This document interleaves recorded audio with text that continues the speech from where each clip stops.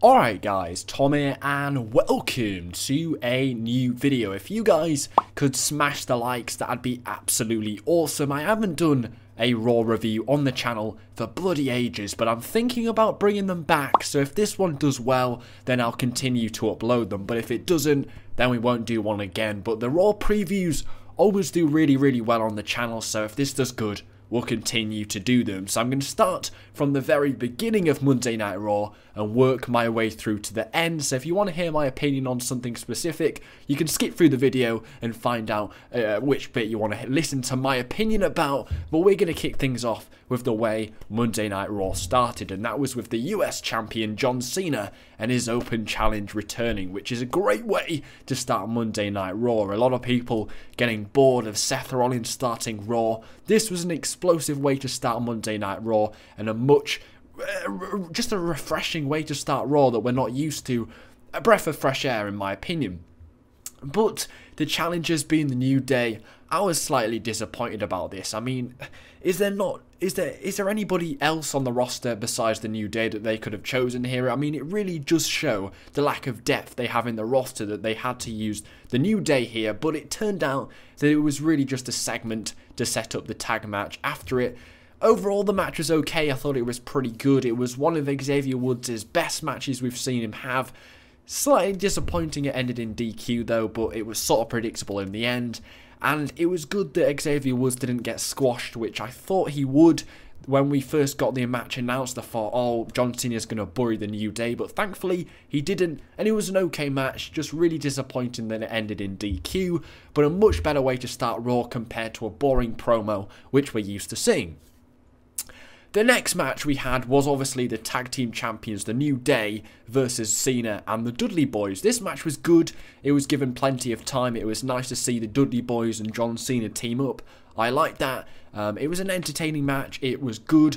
Plenty of time given for it. And I really liked that the New Day came out on top because it was sort of predictable that the Dudley Boys and Cena would win here because the Dudley Boys are the challengers for the tag belts, but the New Day, the champions going over, was surprising, but also really cool because obviously they're the heels. They got booed out the building for how they won and how the 3D was never successfully hit. I liked it. It was a nice little finish and overall a decent match and a good way to kick off Monday Night Raw.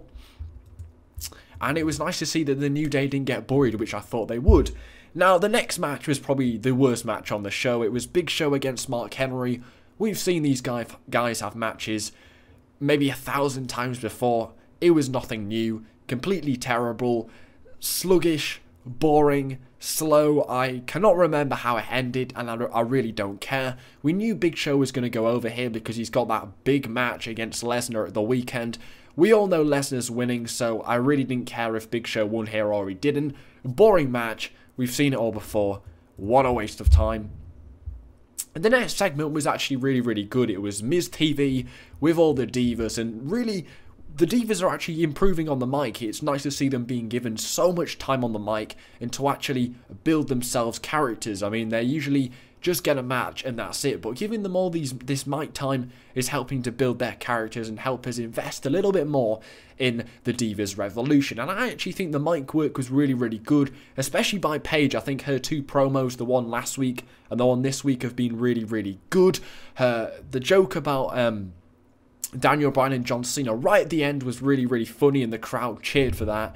And yeah, it was really good from everybody. Everybody did a good promo, and nice to see the Divas actually talking well for once. Now, that set up Team Bella against PCB. It was given plenty of time, which is good. We're used to seeing the Divas getting about 5 minutes, but this was at least maybe 10 minutes. I think it was pretty long, and it was an okay match. Team Bella went over. I'm not really too fussed. I'm slightly getting bored of this whole Divas Revolution with the tag team thing where you've got PCB, Team Bella, and then you've got Sasha Banks and Team Bad. I'm kind of getting bored of this 3-team thing.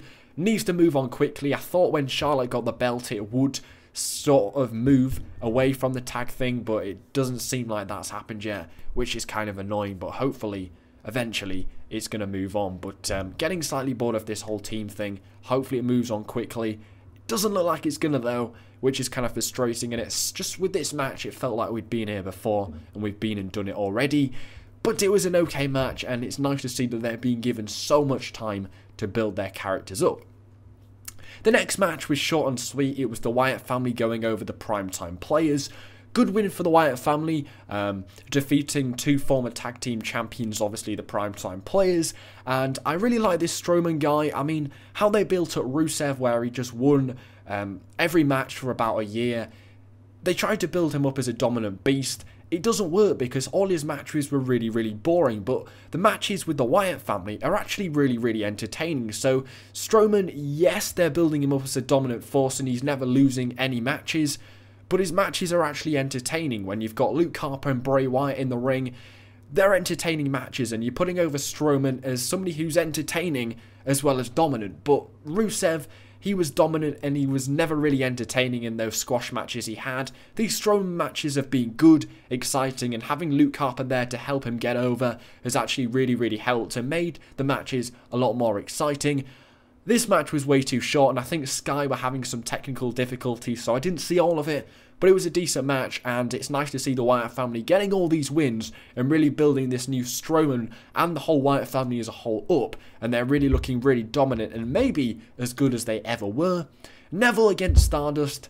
Why is this match even happening? And then the even annoying thing is, BMB returned, which I didn't even realise he'd gone. But he returned apparently after a month since being seen on TV. And he's still involved in the same feud. The feud hasn't moved on in a month. What is going on there? Whether they're going to keep this feud going or this was just a way to put over BMB and he's going to go to bigger and better things, I don't know. I'd probably go with the feud hasn't ended yet because that's probably what they're going to do. But it's really stupid and annoying how the feud hasn't moved on after a month. I thought it all ended at SummerSlam. Obviously not. But a huge waste of time. Kane undergoing their human resources evaluation was amazing. This was probably the best part of the show. The segment went on for a little bit too long, but I like the two montages, one with the Kane montage and one with the Seth Rollins montage. They were put together really well and were good. Went on for a bit too long. There was a little bit too much talking. There was a little bit too much talking on the whole show, actually. But yeah, it was a little bit too long. But overall, I really, really liked it. How Kane came from the ambulance and became Masked Kane in literally 5 seconds, and it was actually really, really good. I really like the tombstone right at the end and him holding the WWE title. That's all amazing. Every segment we've had with Kane in the last 2 weeks have been amazing. This split personality thing is one of the best things they've done in months. The segments have been great as well, with Seth Rollins' head in that package. That was great, and how Kane pretends nothing's going on when it really is. It's all written really, really well, and I really, really like it. Overall, the whole Kane thing tonight was absolutely great, and can't wait to see what they're going to do next week, because every time they do something, it's completely new and fresh, and I really, really like it. We all know Kane's probably going to lose at the pay-per-view, but these segments have been great, and I'd love to see them continue. They were great tonight, maybe better than last week as well. The next match, Orton against Bo Dallas. Yeah, Randy Orton wins. There was nothing there. It was just really to give Randy Orton the win and keep him relevant. The next match was Owens against Rusev, ending in no contest. Could have been a great match, could have been an entertaining match, but ended in about 5 seconds, which is absolutely annoying and absolutely pointless as well. And you could kind of predict it as well with Ryback being at ringside. We all knew how that was going to end. And the even more annoying thing is, we now know that we're going to get Ziggler and Rusev, and then we're going to get Ziggler and Rusev, and then we're going to get Owens and Ryback at Hell in a Cell. 2 matches we already saw at Night of Champions. And a lot of it is the same as well. You've got, you know, Nikki Bella against Paige. That's probably going to happen. There's way more I can't remember. You've got the New Day against the Dudley Boys. I mean, it's all really just... It's Night of Champions 2.0 at Hell in a Cell. Big Show confronting Paul Heyman. I really didn't like this promo. I think we all know it's happening on Saturday. We're going to watch it. I don't think there was any much point of this. And Big Show just completely ruined it. The fact that Paul Heyman walked away pretending he's scared of... Big Show is completely rubbish. We all know Brock Lesnar's going to win here. This was a complete waste of time, insulting our intelligence, and it really was just absolutely awful. Big Show, get off the mic. The main event was actually really, really good. How it ended, where they exploded through the barricade and then the spear through the announce table, was amazing. If somebody asked me in June if I thought Roman Reigns and Bray Wyatt was still going to be in a feud in October, end of September, October time, I'd laugh at them. It's kind of weird that we're still having this Reigns and Wyatt feud, and they're even main eventing a Monday Night Raw 3 months after the feud started. How the hell this feud is still going, I have no idea. But it was entertaining. I mean, I'm complaining because we want something fresh and new. I was never really invested in this Reigns and Wyatt feud when it started at Money in the Bank, and the fact that it's still going on 3 or 4 months later is ridiculous in my mind.